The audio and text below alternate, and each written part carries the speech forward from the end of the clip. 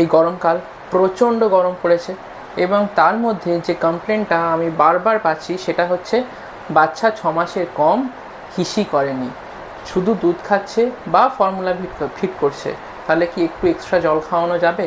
এটার উত্তর হচ্ছে একেবারেই না। আপনি বারবার করে ব্রেস্ট ফিডিং করান অথবা ফর্মুলা ফিডিং যদি বাচ্চা করে সেই ফর্মুলা ফিডিং করান, কিন্তু ফ্রি ওয়াটার বাচ্চাকে দেওয়ার দরকার নেই। ডিহাইড্রেশনের সাইনগুলো নিয়ে আমি অলরেডি একবার আলোচনা করেছিলাম, সেগুলো লক্ষ্য রাখুন।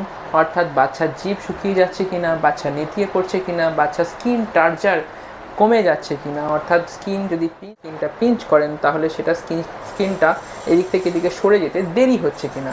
যদি এইরকম সমস্যা হয় তাহলে বুঝবেন যে বাচ্চার ডিহাইড্রেশন হচ্ছে, সেক্ষেত্রে অন্য কিছু ব্যবস্থা করার দরকার হতে পারে, ওআরএস খাওয়ানোর দরকার হতে পারে। কিন্তু তার আগে পর্যন্ত আপনার বাচ্চাকে শুধুমাত্র ব্রেস্ট ফিডিং অথবা ঠিকঠাক করে কনস্টিটিউটেড ফর্মুলা ফিডিং দিন। এই গরমের জন্য আলাদা করে প্লিজ জল খাওয়াবেন না 6 মাসের নিচের বাচ্চাকে।